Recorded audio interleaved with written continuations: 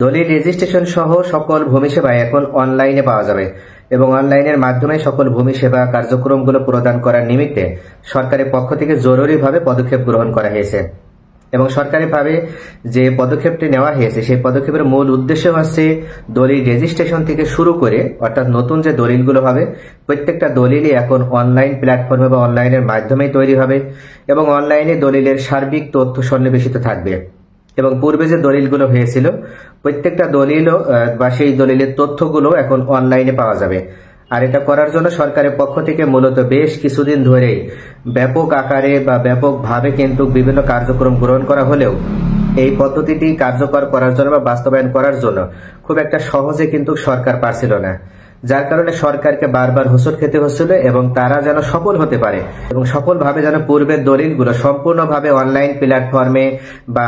Online যে website আছে ওয়েবসাইটের মাধ্যমে যেন সংরক্ষণ করা যায় এবং কোনো ভূমি মালিক তিনি পৃথিবীর যে কোনো প্রান্ত থেকেই যেন ওনার দলিল সম্পর্কিত সার্বিক তথ্য উনি যাচাই বাছাই করে দেখতে পারে,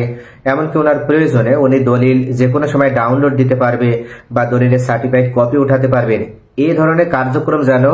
বর্তমান এই আধুনিক প্রযুক্তি ব্যবহার করার মাধ্যমে কোনো ভূমি মালিক পৃথিবীর যে কোনো জায়গা থেকে যেন ব্যবহার করতে পারে বা এই সুবিধা গ্রহণ করতে পারে, তার কারণেই মূলত সকল ভূমি সেবাগুলো দলিল রেজিস্ট্রেশন থেকে শুরু করে সার্বিক কার্যক্রমে এখন অনলাইন প্ল্যাটফর্মের মাধ্যমে প্রদান করার জন্য সরকারের পক্ষ থেকে এই পদক্ষেপ নেওয়া হয়েছে। গত 18 ফেব্রুয়ারি ভূমি মন্ত্রণালয়ের উপসচিব সেলিম আহমেদ এই বিষয়ে উনি নিশ্চিত করে বলেন যে এখন থেকে সকল কার্যক্রম যেহেতু অনলাইনের মাধ্যমে প্রদান করার জন্য সরকার বদ্ধপরিকর,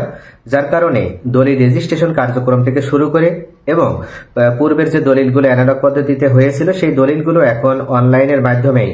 এবং স্ক্যান করার মাধ্যমে এখন সংরক্ষণ করা হচ্ছে।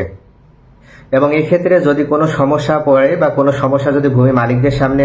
এসে যায় সেক্ষেত্রে ভূমি মালিকগণ যেন উক্ত সমস্যা সমাধান করে নিতে পারে, তার কারণে ভূমি মালিকদেরকে বলা হয়েছে যে সাথে সাথে 16122 অর্থাৎ 16122 এই নাম্বারে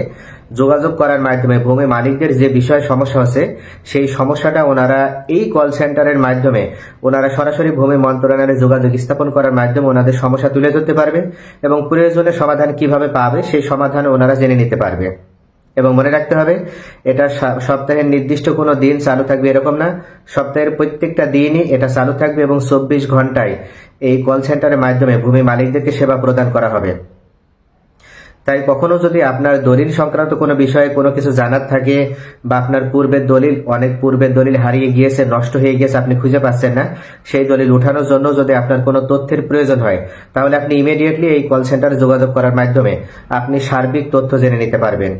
এবং এই ক্ষেত্রে আপনার করণীয় কি, কোন পদ্ধতি অবলম্বন করে আপনাকে সেবা গ্রহণ করতে হবে এবং আপনাকে কি কি উপায়ে আপনার সেই সেবা গ্রহণ করার মাধ্যমে আপনি আপনার সমস্যার সমাধান করে নিতে পারবেন, সমস্ত বিষয়গুলো আপনি এই কল সেন্টারে যোগাযোগ করার মাধ্যমে এটি জেনে নিতে পারবেন এবং সেই আলোকে আপনি আপনার সমস্যার সমাধান করে নিতে পারবেন। তাহলে ভিউয়ার্স, আশা করি বুঝতে পারছেন যে দলিল রেজিস্ট্রেশন কার্যক্রম সম্পূর্ণ অনলাইনে এখন করা হবে